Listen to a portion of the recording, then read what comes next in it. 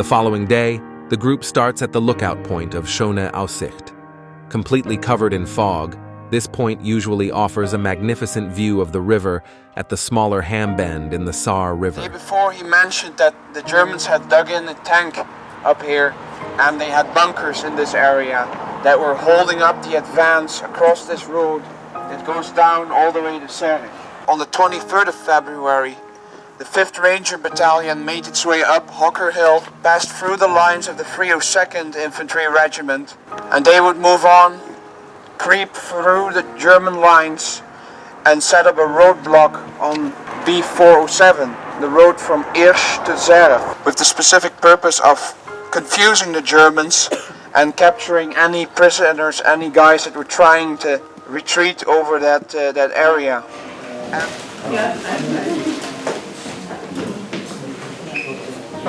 Next stop on the itinerary is the hamlet of Schömerich, south of Lampaden. Here, Bart Moonen prepared a slideshow on his battlefield research near the Kimmlerhof and the Lampaden Ridge.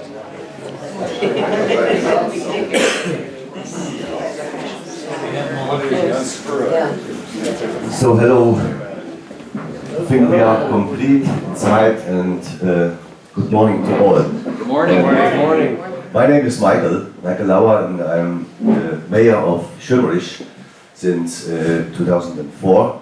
And it's a great pleasure and great honor for me, major honor to like you welcome here in Schömerich on your tour, especially on this day. Yes, I will say thank you to all the involved parties that it makes happen that we have the meeting here this morning in Schömerich, and maybe we give a little bit of applause to all the responsible.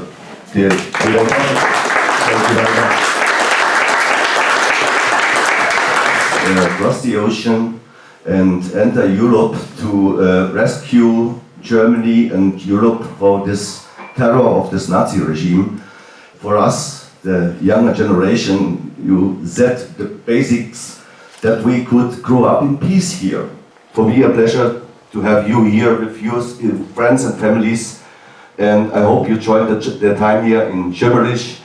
Now we are here, and now we are looking forward for your presentation. And I say thank you again to you, and I hope you enjoy our time and have a good memory in our region, our area, and I wish you a pleasant stay here in Schömerich and afterwards in Lampaden and Burg Heid Castle, and a good trip home again. Thank you very much. Thank you. Miguel, we appreciate the hospitality and generosity that you have shown us. And we have prepared here a plaque. It's in English and in German. English says, "Presented to the people of Schömerich in recognition of the warm hospitality given to the October 2017 94th Infantry Division Battlefield Tour." And we present this to you, and hopefully you can show this somewhere so everybody can see it. Yeah, we will find a special place on one of these walls here. You can be sure. Thank you very much. Thank you.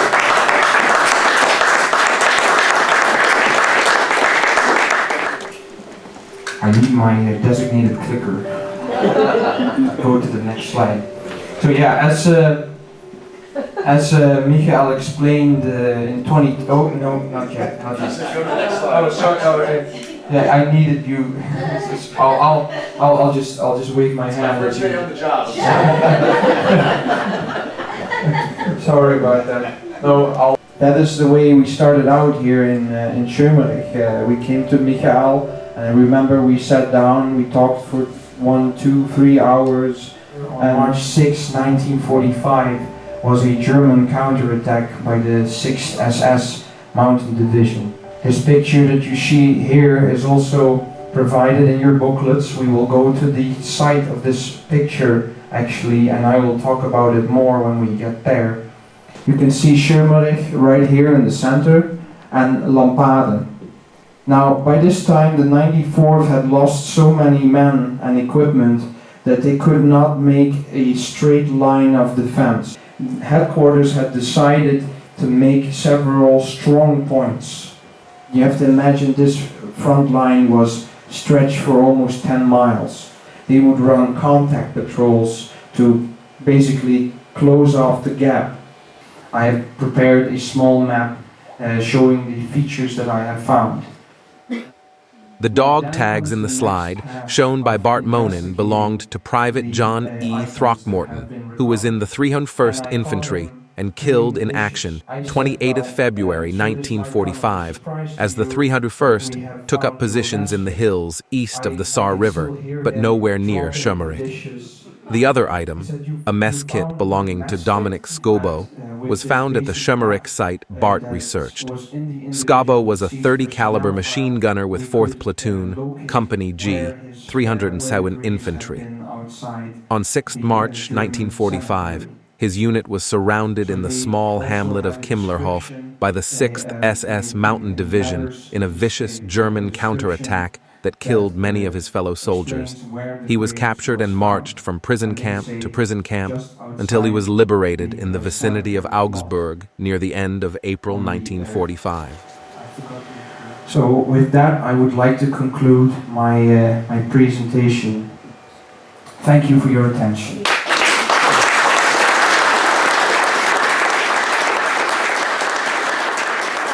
The group then moves to Lampaden, where they have a short tour of the town and lunch.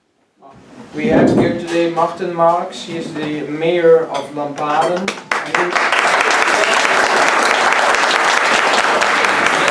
The guests from America and friends, as well as his pensions of the 94th Infantry Division. In the name of the municipality of Lampaden, I would like to welcome you warmly. This encounter is still a good memory of many of us. 2 years ago in Lampaden, we had also held an event commemorating the 7th anniversary of the Second World War. But first I can open the buffet and wish you all a good appetit, we say. Guten Appetit. Many thanks. Welcome here Lampaden.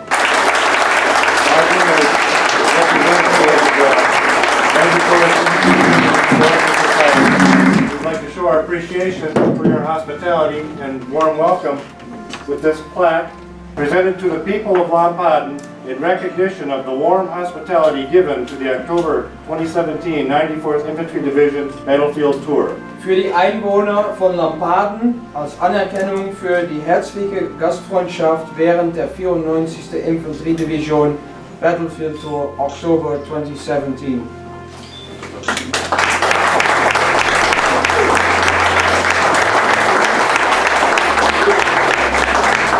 We will search for a nice place here in this house. Good. Thank you for all here now. The final visit that day was Burg Heid, where the group was met by the castle's owner and was given a tour of the castle grounds and still visible memories of World War II in the castle cellars. As the sun set on that poignant Monday, October 9, 2017, Wim Schellberg joined the tour group at their hotel in Trier, marking the end of his personal exploration. The next morning, he traveled to Trier once more to bid the tour members farewell. The group ventured forth toward its final destination, the haunting grounds of the Hinzert concentration camp. As the echoes of history resonated within the solemn confines of the campgrounds, those present were stirred by the weight of the past. The group stood together, bearing witness to the indelible scars etched upon that landscape. Each step invoked reflection, a silent vow to remember. Soon, the time for farewells arrived once more. Amsterdam Airport beckoned, signaling the imminent dispersal of the unified voyage. Paths diverged, though with memories etched in all hearts and a renewed sense of collective remembrance.